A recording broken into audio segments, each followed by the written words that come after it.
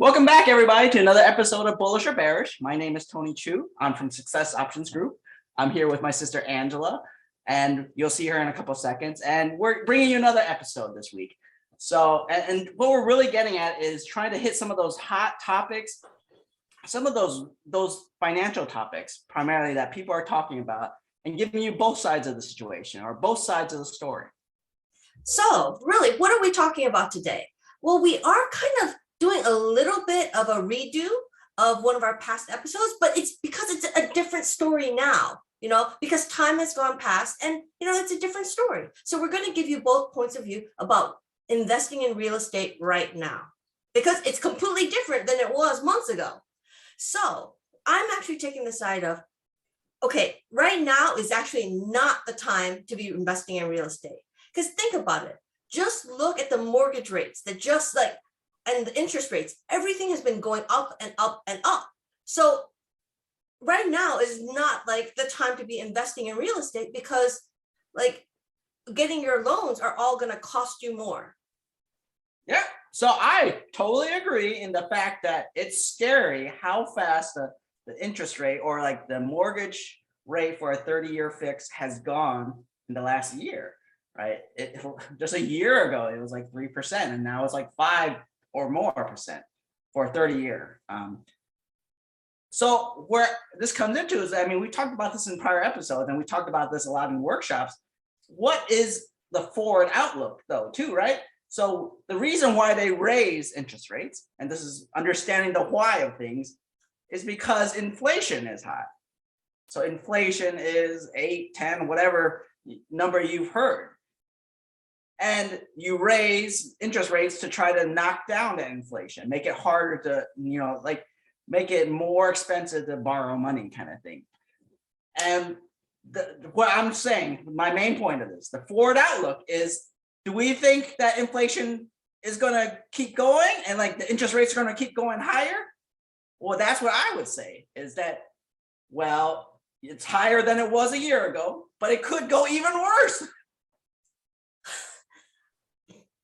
Yes, it could go even worse. But then again, you also have to look at the fact that the housing market itself is already at a high. Prices of houses are at a high. You just said borrowing money is going to be more difficult, because that's why interest rates are high, is because to make it harder to borrow money. So it's also do you actually have all the money to buy a property right now? And not only that, if you're talking about buying an investment property, you're talking about buying a property that you're planning to rent out to other people. With everything that has been going on for the last couple of years, I'm sorry to say, renters have been really bad. And there is so much protection for them so that you can't kick them out, that it's so easy to accidentally get a bad renter in. So you just paid a whole bunch for a house for investment. And now you have a renter that you can't kick out, that's not paying rent, and you still have to pay all of the associated fee, and you have to fix it out once you actually finally kick them out. Yeah. So that's a problem you have with any kind of investment property, right? It's not only right now. Where I would say is so most people are probably looking for primary residence, right? And the big question that comes up is well, it's a large sum of money, right? I need to get a big loan. I guess what I was trying to say before is the loan could be even bigger in the future, right? Because the interest rate goes up to 8%, it goes up to 10%. You go back to the 1980s, maybe it's 20%, right? Those are really scary times in that time. And I guess where I really wanted to make in my point this time is that if you need housing, right, and you're trying to, it's a basic human need. If you need housing, then you still need to go look and buy property, or you need to buy somewhere to live. And no matter what the interest rate is, something you still need to evaluate if that's the current situation for you. Because the other side of this is that rent is also increasing, right? So because of landlords and because of the situations they run into, they're raising rents really high. You're seeing 10% in some areas, right? Year over year. So that is true because of the whole issue with so many bad renters in a row. Yes, landlords are raising rents, but the fact is that the reason they're raising all the rents is still because it's really hard to like get decent renters. And now you're talking about, okay, if you're buying it for your primary house, but you also have to kind of weigh in, you have to know your own financial situation. That's one of the reasons why we push so hard about people doing one of our workshops or doing one of our programs, is because you really have to know your own specific financial situation to understand whether or not it's the right time for you to buy. And right now, with the housing market being so high, the fact that there's really just like the inventory out there, like finding the right one is not necessarily easy right now either, because it's really, in a sense, it's kind of stable at its high point. It's not that there's an extra quantity, there's not an extra supply so that the price of houses will go down. You know what I mean? And it's a lot of money and the interest rates are high. You're going to be putting more money down. And the thing is, how much higher can they really it's kind of like, yes, it was raising really high. And that's why I'm saying, mortgage rates, make you feel like maybe now is not the right time to invest, but it is flattening out, right? It is starting to flatten out a little bit. So, I mean, finding the right time to actually buy your house, I feel like there's you can wait a little bit to find when the market starts, prices start coming down, because how long can it really stay that high? Okay, so I'm gonna borrow from one of Angela's favorite phases. What is your plan here, right?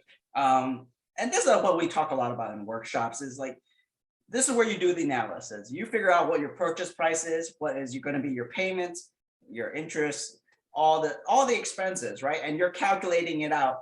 And with that number, you can figure out if this makes sense for you. So there's always a bubble. That's what I was gonna say. Angela's prices are high. Well, there's a bubble. Everybody's always talking about a bubble, but you still need somewhere to live, or you still need this investment property. It's a good use of capital if the numbers work out. And the fact is, if the numbers work out, right, and you are buying at a high level and it does decrease in value, there's nothing that says you have to sell right away, right? There is recovery, just like the stock market typically recovers, real estate typically recovers. So if the numbers work out and you're able to make that rent payment from your your investment property work out to pay for your mortgage or your whatever, then this still works out. And it's not so black and white that don't buy housing right now, right? Because it's in a bubble, it's expensive, interest rates are high, right? So it's more nuanced than that. So that is true. That's one of the reasons why we give both sides of the stories, because it's never just black and white. But remember, one of the biggest ways, especially with real estate, where you make your money when you invest in real estate is when you buy, and you buy at a lower price, right? So that's one thing that you always have to consider is, if you're buying for living in, your own personal property that you're going to live in, and you need to have a housing right now, you need shelter, that's a part of your consideration with your financial situation.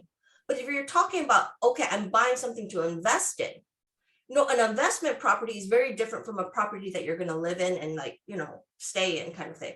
For an investment property, you really need to be picking the right time, picking the right price, because you make your money from when you buy low.